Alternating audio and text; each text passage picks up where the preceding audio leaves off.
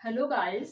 जैसा कि हम सब जानते हैं कि आगे क्लास जो हम पढ़े थे, कोश का विभाजन पढ़ रहे थे, उसमें हम सब आसूत्री विभाजन और समसूत्री विभाजन और थोड़ा बहुत अर्धसूत्री विभाजन के बारे में भी हम लोग जाने थे।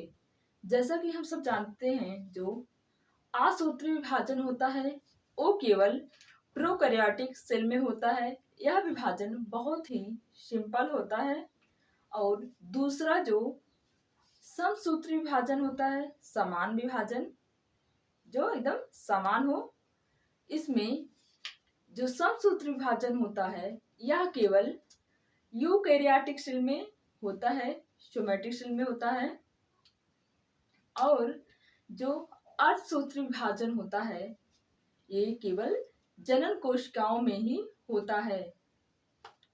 और आगे हम आओ देखते हैं। जैसा कि हम जानते हैं,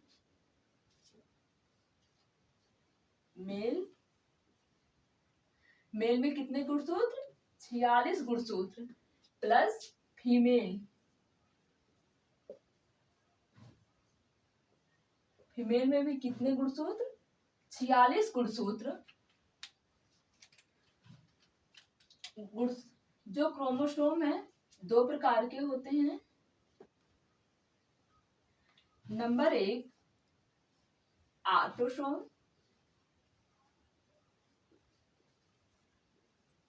नंबर 2 आलोसोम।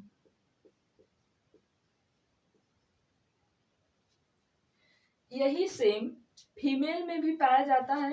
जैसे कुछ ज्यादा ही पार्ट मेल और फीमेल के मैच होते हैं, जिससे कोई किडनी वगैरह हुआ, मेल की किडनी फीमेल में लग सकती है और फीमेल की किडनी मेल में लग सकती है। तो फीमेल में भी 2 types, number 1 autosome, number 2 आलोसोम। 2 types chromosome हो गए। जो ऑटोसोम की संख्या होती है 44 होती है और जो आलोसोम की संख्या होती है 2 होती है। फीमेल में भी ऑटोसोम की संख्या 44, आलोसोम की संख्या 2 होती है। जो ऑटोसोम है या शरीर निर्माण का कार्य करता है,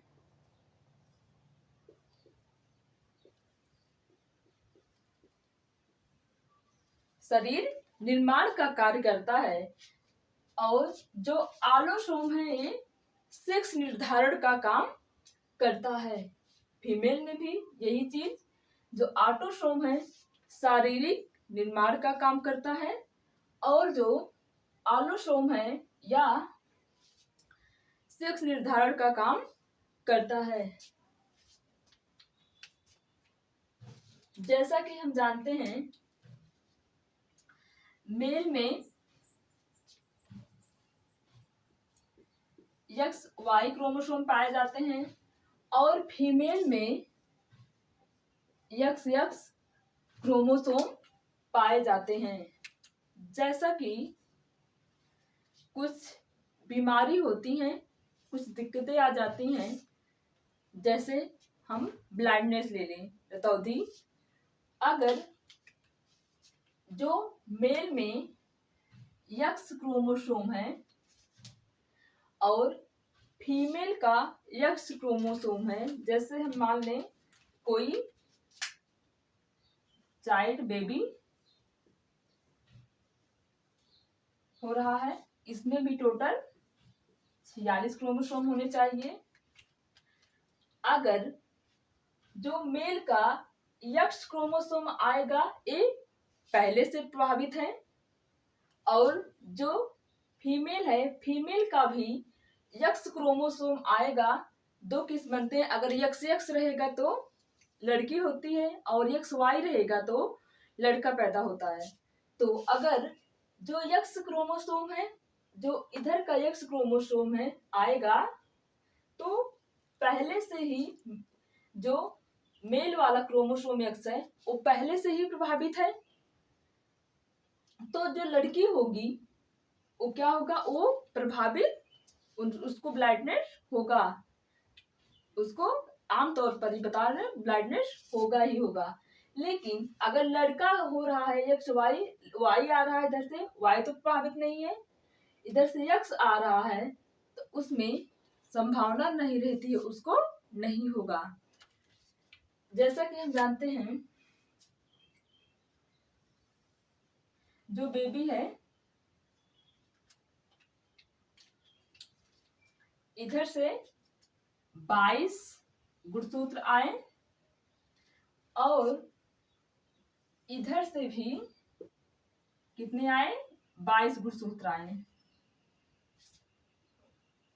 तो 22 + 22 टोटल 44 हो गए। ये जो शरीर का निर्माण कर दिए। अगर आलोसोम से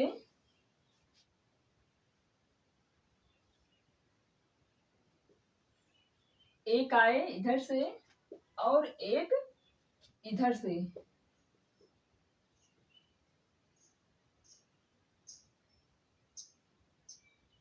ये टोटल कितने हो गए, टोटल 2 हो गए, तो टोटल कितना हो गया, 46 गुणसूत्र हो गए। क्योंकि 22 मेल से आया और 22 फीमेल से आया, लेकिन जो सेक्स निर्धारण का काम करते हैं एक फीमेल से आया और एक मेल से आया, टोटल 46 गुणसूत्र हो गए। तो इतना तक तो ठीक ठाक है। ये क्या है, अर्धसूत्री विभाजन, आधा मेल से आया और आधा फीमेल से आया। अगर कभी कभी यही दो अगर मेल से आ जाते हैं और एक फीमेल से आ जाते हैं तो क्या होता, ज्यादा हो जाता, 46 47 हो जाते हैं। एक घटना क्या कहलाती है, क्रोमोसोम बढ़ने की और घटने की, इस घटना को हम सिंड्रोम कहते हैं, जो एक तरीके से बीमारी है। हम 4 प्रकार के सिंड्रोम पढ़ेंगे। सिंड्रोम कई प्रकार के होते हैं, लेकिन हम जो मेनली एग्जाम में पूछे जाते हैं केवल हम 4 ही प्रकार के सिंड्रोम पढ़ेंगे। और आओ आगे हम देखते हैं।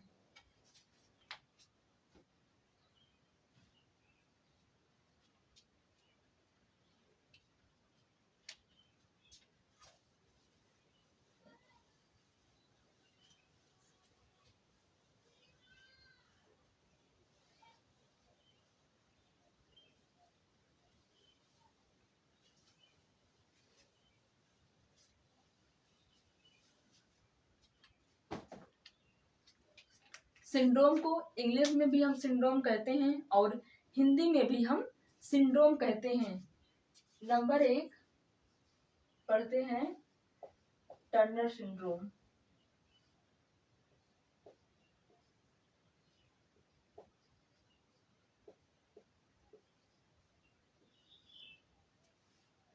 जो टर्नर सिंड्रोम होता है इसमें क्रोमोसोम की संख्या 45 होती है, 45 होती है। यह केवल फीमेल में ही पाया जाता है, यह केवल फीमेल में ही पाया जाता है, जिसमें क्रोमोसोम की संख्या 45 होगी। इसमें क्या होता है, जो महिलाओं का शारीरिक विकास है वो कम होता है। इसमें जनन की क्षमता बहुत कम होती है, इसमें बांझपन देखने को मिलता है। नंबर 2 हम देखते हैं क्लीनी-लेटर सिंड्रोम।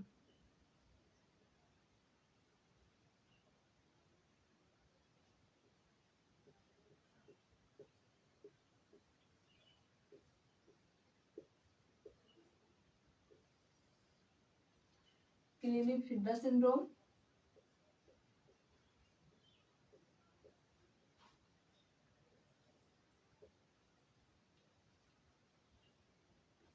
इसकी संख्या 47 होती है। क्लीनेफेल्टर सिंड्रोम में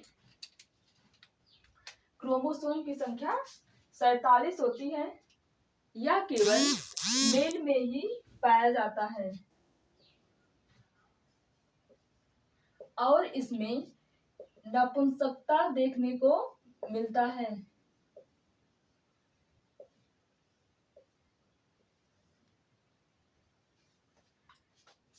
इसमें जनन की, जिसमें क्लीनेफेल्टर सिंड्रोम होता है, इसमें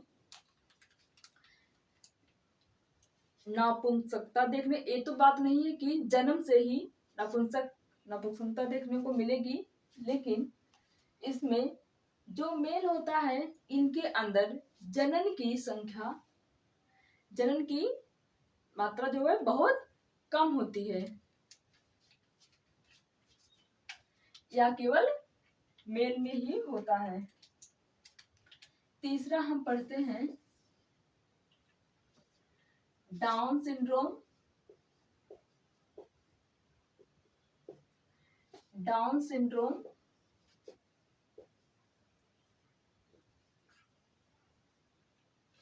इसमें भी क्रोमोसोम की संख्या 47 होती है। यह मेल प्लस फीमेल दोनों में देखने को मिलता है।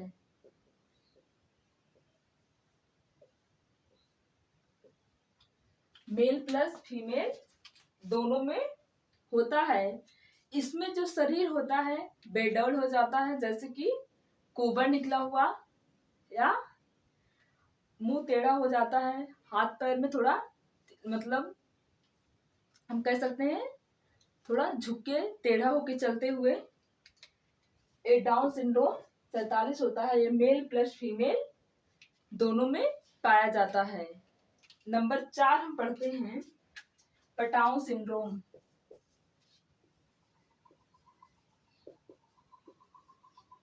पटाउन सिंड्रोम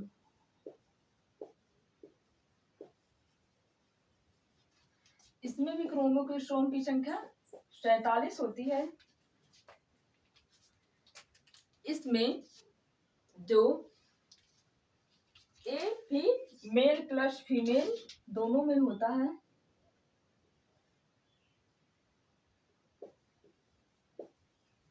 फीमेल प्लस मेल दोनों में होता है। इसमें गांव घर में कहीं कहीं देखो, जो नीचे का ओठ होता है वो एकदम ठीक ठाक होता है, लेकिन जो ऊपरा वाला ओठ होता है वो बीच से कट जाता है। और जैसे आंख वगैरह होती है, कुछ बच्चों में देखने को मिलता है, बहुत कम देखने को मिलता है। जो आंख वगैरह है वो एक ही दिखती है, 2 आंख नहीं दिखेगी, वो एक ही दिखती है। ये मेल प्लस फीमेल दोनों में होता है, लेकिन बहुत लोग कहते हैं इसमें ओठ कट जाता है, आंख वगैरह जैसे लगता है एक हो जाती है। कुछ लोग बोलते हैं कि इसमें 13 क्रोमोसोम होता है। अगर 13 क्रोमोसोम होगा तो क्या होगा, बहुत ही एकदम फंगस की तरह हो जाएगा, वायरस की तरह, वो देखने में भी नहीं आएगा। 13 को क्रोमोसोम हो जाएगा तो बहुत ही कम क्रोमोसोम हो जाएगा। जैसे कि हम जानते हैं क्रोमोसोम को हम सजाते हैं, जोड़ों में ऐसे सजाते हैं, 2 3 4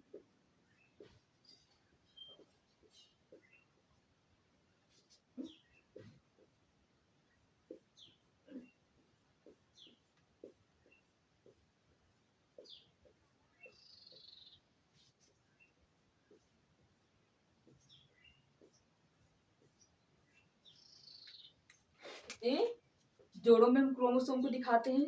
23 जोड़े क्रोमोसोम होते हैं। जैसा कि हम जानते हैं 13, जो ये 13वां जोड़ी क्रोमोसोम होता है इसमें चेंजिंग आ जाती है। खैर इतना डिटेल से एग्जाम वगैरह में नहीं पूछा जाता है। सबसे ज्यादा हमें टर्नर सिंड्रोम पूछा जाता है और डाउन सिंड्रोम पूछा जाता है। आज के लिए इतना ही, और आगे की क्लास हम कल करते हैं।